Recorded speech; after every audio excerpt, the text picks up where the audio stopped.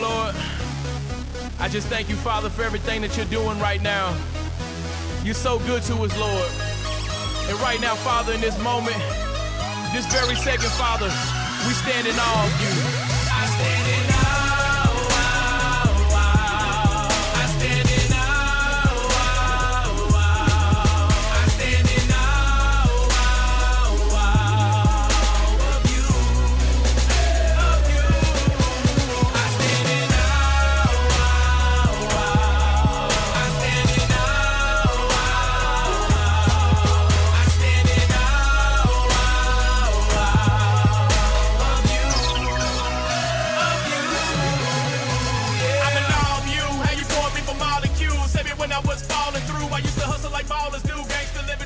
Hey, we're back. This is Who Am I? Identity Crisis of Youth Today. You're listening to the one and only Devin Harris, CEO of Full Circle Refuge. Vision and mission, of course, combining tonight to see Jesus transform the lives of juvenile youth and at-risk youth, period, for almost 30 years now. So, hey, we're back in full capacity this evening at the refuge in the studio. Maybe some enhancements here. And I hope you've subscribed to this via our YouTube channel. That's Full Circle Refuge. We have our podcast there. We have some updates about Full Circle Refuge on a weekly basis. We have our monthly prayer video update, what's been happening and where we're going for all of this. And also we have a new one, is Act Like Men for Real. Because I think they go hand in hand together with what we're dealing with in our culture today. So we're at this point, and you know what? Some places school is starting already or getting ready to start in a couple weeks. And one of the things that always intrigues me is how gangs operate during the summer and how gangs mask themselves or puff themselves up at the beginning of school year. And that's what the title tonight is, Why the Gang Life Was Better Than School. Hold on, this is going to be a deal, 2 parts. This is going to be tonight and then 2 Tuesdays from now, or every other Tuesdays and 2 weeks from now. There you go. We'll hash out the second part of this question or this conversation. You know, one of the things that I found out from my past, I remember going into specifically to middle school and high school. Just before that was buying new clothes. And I'm from up north, so they bought clothes that were going to actually last throughout the fall, winter, and hopefully to the following summer. So my mom always bought some really thick clothes and kind of oversized, because the expectancy during that time of a teenager, you're going to grow into them. So they buy them a little bit big. But it was always an impressionable time how you're going to walk into that new year school. The amazing thing is things change over the summer. Matter of fact, sometimes people, especially young males, sprout up, they grow. They might have a little peach fuzz on their face. I did, barely. Or there was some new ideas, or there was new students who have come into school, or somebody has changed their whole wardrobe, and now they look like, a hoodlum, or they look kind of geeky. I don't know, just throwing them things out. But a lot of things change. And I remember that was a very impressionable time for myself. I remember that. And also identity crisis at the same time. And that's what we're talking about, is who am I? Identity crisis of youth today. So I thought this would be appropriate to put this in stone, in history, of putting this together. It's one of my presentations I did for over the years, especially with educators, and a twist with parents, why the gang life was better than school. So we're going to give some details here. We're going to give some solutions in the next podcast in 2 weeks. So I hope it intrigues you. Please share. Please subscribe to our YouTube channel also. And of course, your favorite podcast listening app. There you go. So let's get to this thing and see what we have this evening. So the title again is Why the Gang Life Was Better Than School. So let's look at some adjectives. First of all, we're going to look at a definition of a gang. and then maybe some possible preventions and intervention strategies. Now, we're not going to go in this in a row. It's going to go all over the place because that's me. I'm ADHD without medication. If you've been listening to me a minute, you know what's going to happen. It'll fly. You just got to stay with me and listen to this beautiful voice that's got a twang and an accent. And it can go from being northern to southern to oriental to military at the same time, and maybe even a little preaching. So there you go. I just flipped the switch already. I got off track. Look at some prevention and intervention strategies. Learn several indicators and risk factors of gangs in their community, in your community, and look inside the world of the gang life and explore tips that can be done by parents, schools, and neighbors to prevent gang activity. One of the things I found out is, again, with the school year, and we have already had in our community, it's just popping off in juveniles. Young men, young males are losing their lives to machizo attitudes, puffing up, trying to act like they're somebody, brazen firearms and pulling a trigger with their index finger, and forgot that a life could be ended. Matter of fact, when somebody pulls that trigger, young man, if you out there listening, both lose. The person pulling the trigger, and even if you just not fatal, the fatal is definitely ended, but even not fatal of a gunshot wound, it changes a life. Your life will change because you're going to be arrested. Yes, you will eventually. You will, because guilt eats you up. That's how God created us, our mental state. When we are guilty, we are guilty. If you try to get rid of the guilt, you're going to medicate yourself. You're going to smoke, do this, do whatever it is to get rid of the pain of the struggle that you have committed a crime. So one of the things that's always a challenge is the beginning of school year in our community, and just like every other community. I think even the national news was talking about, I think it was on Fox News, I saw a blurt, a Drive My Media blurt the other day, that juvenile crime in the United States has increased. So hopefully we can bring light to some of these issues that are happening, and maybe assist somebody, because they don't let me in schools a lot lately. I might reveal something. I might lift up something and reveal something ugly that's happening there, and they want the survival of the fittest to happen at times. The survival of the fittest. They don't want everybody in their community or their school to succeed. If you got bad grades in elementary school, we just document that and go to the middle school. Teacher reviews that. Go to high school, blah, blah, blah. So we just push you on out the door, and you can go and, commit crime on the streets. And then, you go to the big house, you graduate to DOC, Department of Corrections, go to maximum security prison, blah, blah, blah. And we know how all this ends. I digress. Let's get back to my notes here. So kind of an introduction. The gang problem today is much more pervasive and menacing than any time in history. Why is that happening? Because gangs are migrating from larger cities to smaller communities. Now, in the CSRA, the Augusta area is, I believe, Augusta, Georgia is the second largest metropolitan city in the state of Georgia. It has grown over the years. Columbia, South Carolina, in my state that I live now, is the capital. And they have issues there. Augusta has issue. Sometimes they call Augusta Disgusta. There's even a Facebook page called Disgusta. I can't even say it right. Augusta sits on like an island in a sense. There's really not a lot of activity around there. There's rural areas, including the area I live in, that's outside of Augusta. But the next popping place is Atlanta, and then the next is Wild Wild West Macon. That's what they used to call it back in the day.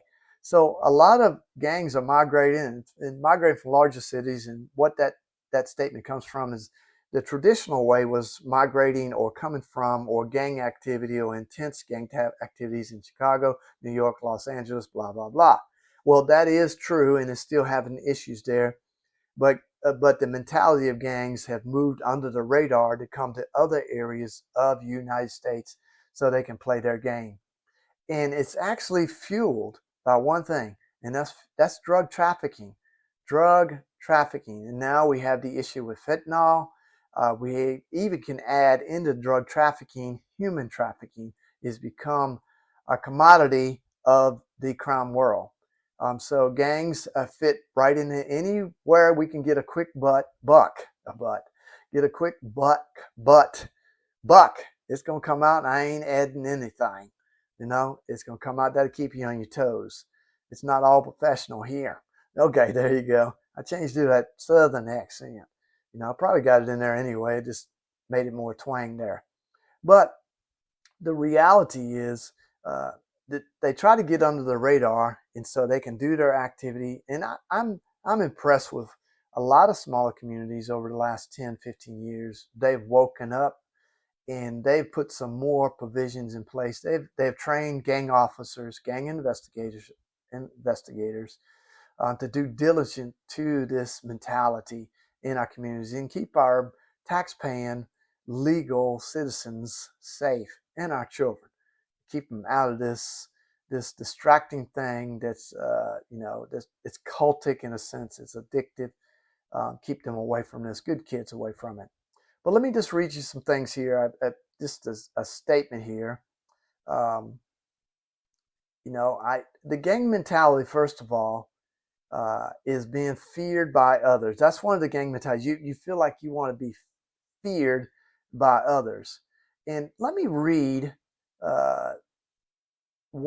some statements from some middle school kids that wrote to me about our presentations.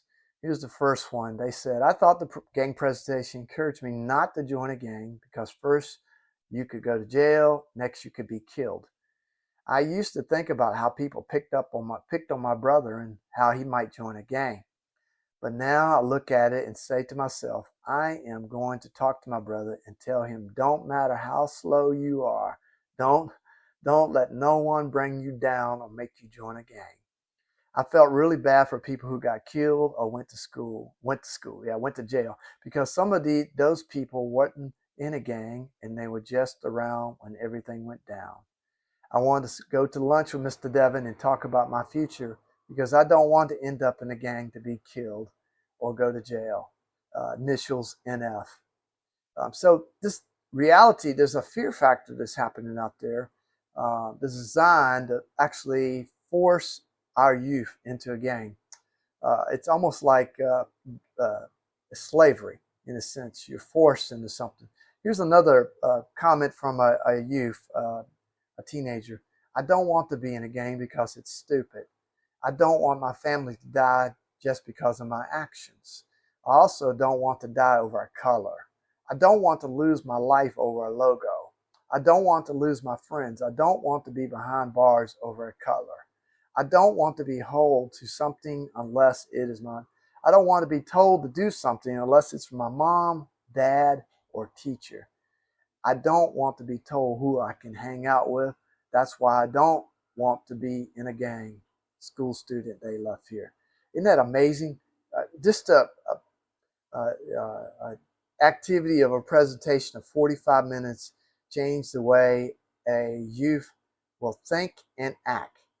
Think and act. That's all we're doing. Is you're doing a paradigm change, and this it is a shot in the arm in a sense, but repetitive information from the village in a sense. From my angle of giving the presentation, from the teachers encouraging the education, the family coming alongside, and of course the church. Where are you in all this thing? Yes, you're there. All this together collectively, 360 degrees. It's actually 180 degrees change for a young child. I'll read one more letter. Dear Mr. Harris, you guys really influenced me today on things I should and shouldn't do. I think y'all did a really good job of explaining things. I think that y'all should come again and talk about more things that we should or shouldn't do. The way you two explain things really got me to think about my future. I decided that either I want to be a marine biologist, a lawyer, or a designer. Thank you for coming and talking about the wrong from the right. I really appreciate it. I hope I get to see you guys soon. I think that the assembly was the bomb. LOL. They said, wow, isn't that good for an old dude to hear that one? It was really awesome. I am definitely going home and tell all 4 of my siblings what you taught me today. I hope that one day y'all will be able to teach them about what you taught me today. Once again, thank you. Sincerely, Initials AS. Here's another one. Got a cool one here. Gangs kill. Lots of people make wrong mistakes, but it's already too late for them. Gangs hurt. They hurt families, grades, excuse me, feelings, even communities. Gangs scar. They can scar you for life. Gangs try. They try to bring you down to their level by sucking you in. Don't join a gang. Don't scar another. Don't hurt someone simply because of peer pressure. Don't be influenced by a gang.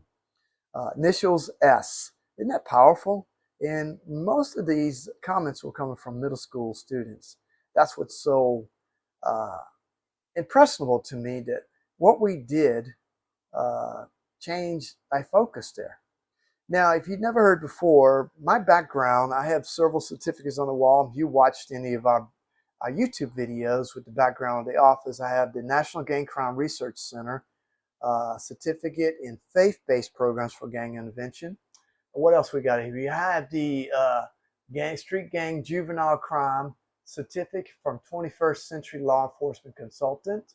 What else we have over here? I have National Gang Crime Research Center, gang prevention skills, gang counseling techniques, and I have the basic gang specialist program, advanced gang identification. What is that one over there? Street gang identification. And I have my advanced level gang specialist program. And I do, in the middle there, immediate gang specialist. So I have from basic all the way to advanced specialist program, and I'm actually what they call a certified gang intervention specialist. So that was all back in the day from National Gang Crime Research Center, which is out of Chicago. I've been there several times to interact with law enforcement, faith-based, and educators that have direct impact in the gangs in the United States. So gangs, again, getting back to gang mentality, being feared by others. And I explained that what some of the kids have already shared, being feared by others. There we go.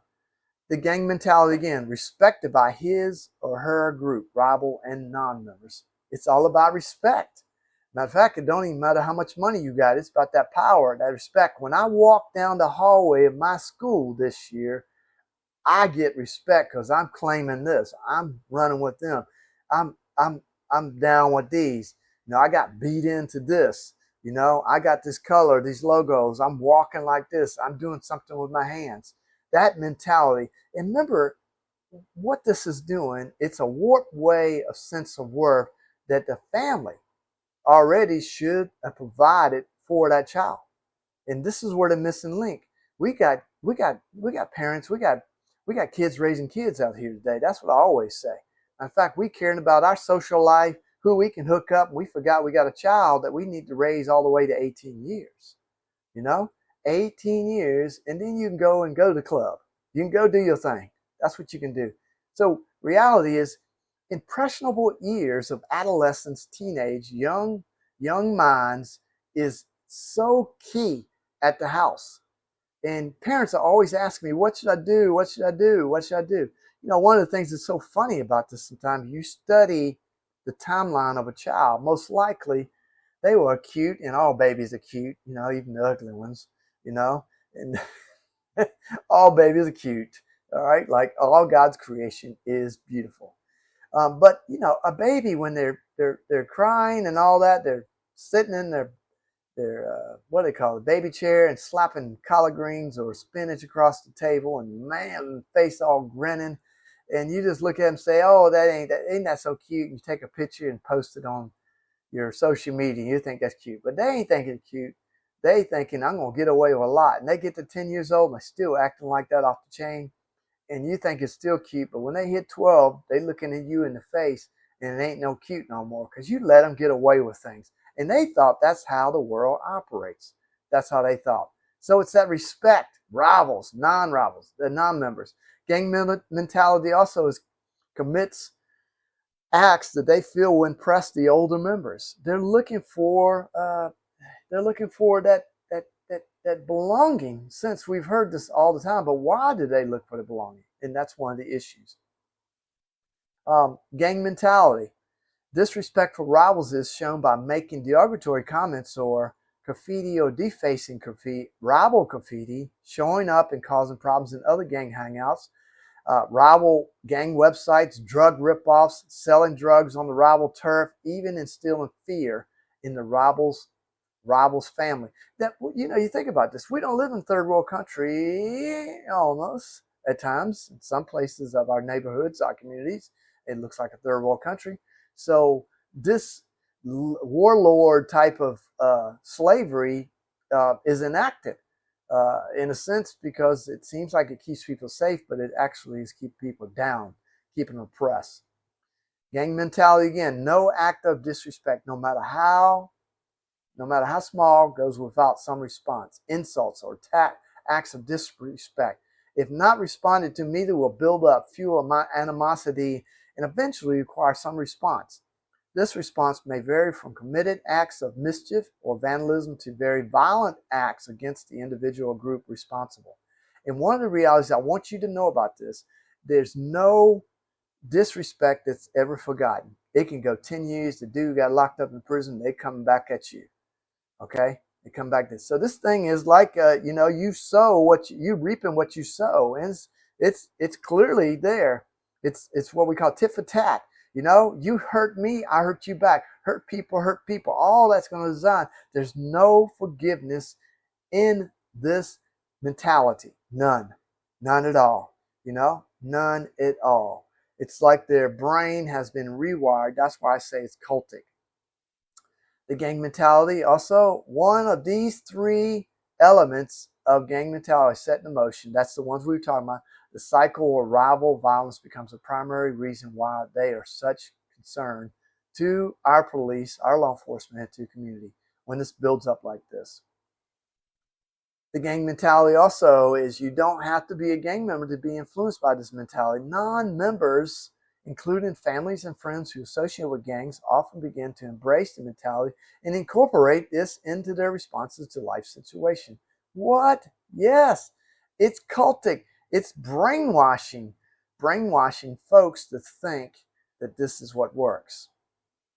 So, sliding a little twisted here, ADHD without medication. And I picked this up from a friend of mine. It's the founder of Straight Ahead Ministries, that's Scott Larson, out of one of his great books. And I'll share some links with them books in the show notes. He says here that broken community relationships at risk.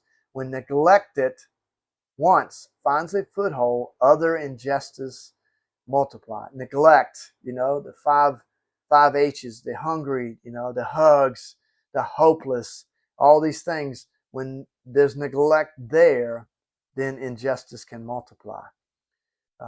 Let's hit this, and let's hit these three things, and then we're going to break it out. This might be a 3-part, I'm saying. I'm just going at it. I thought it was going to be 2-part, but we're going to keep it right under this 20-some minutes of a podcast. I know everybody's attention span is like that today, so we're going to keep it like that. I love listening to podcasts. I do. I listen on all my commutes into Augusta, all my appointments, and if I'm doing long-term travel, I can't wait to listen to many podcasts because knowledge is power and education is an equalizer. You can never stop learning. All right, last 2 things here. Profile of a gang member. Here's important profile. Usually a male-female ratio is 20-1, economically, socially deprived background, low self-esteem, school dropout, truancy, does not adapt well to school environment. Bam, man, this is just he's going to find him some love somewhere else. You can see it. Unemployed or no employable skills, member of a dysfunctional family. Everybody said they're from dysfunction, but all this added. No positive role models or negative role models. They have negative role models. So you see this. This is the design of Full Circle Refuge, to see Jesus transform the lives of juvenile youth and at-risk youth. And I've been pushing this big deal. about 60 plus youth in one of our facilities in the CSRA that are all local to the CSRA. In my prayer is to have 60 plus male, that's important, male mentors out there working with this youth.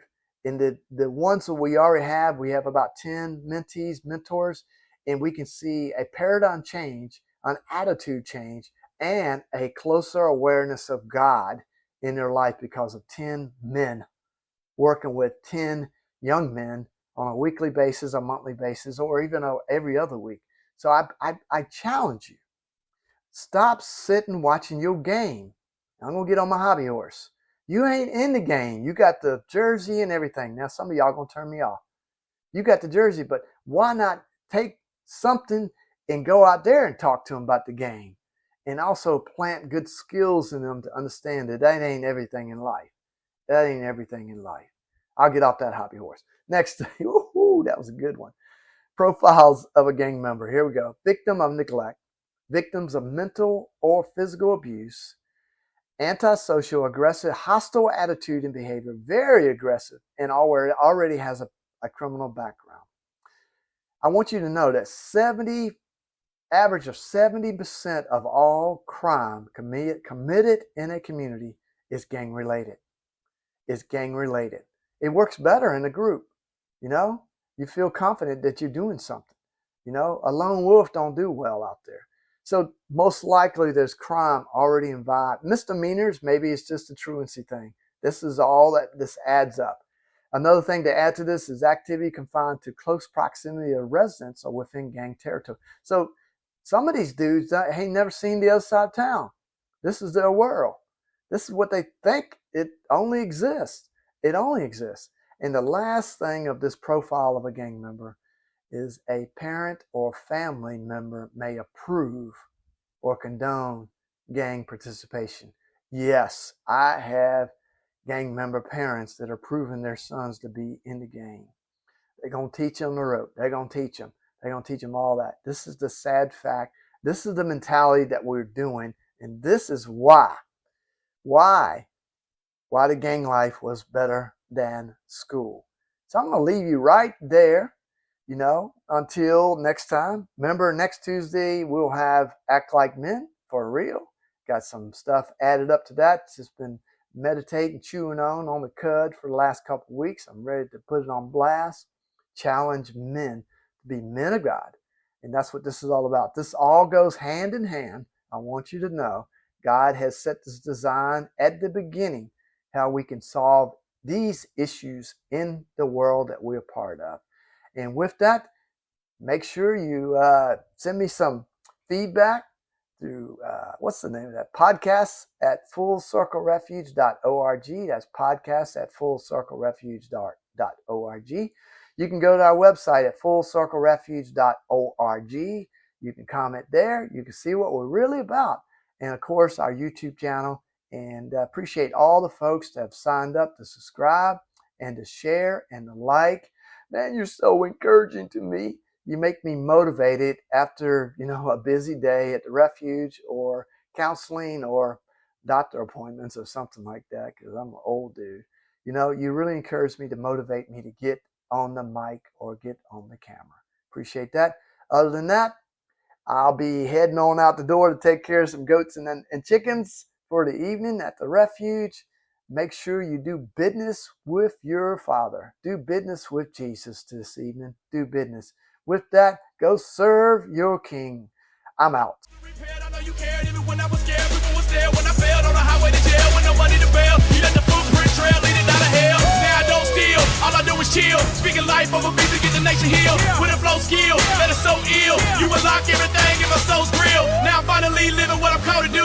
And I don't want some, I want all of you. You made me a man with cause, and now for you I stand in now.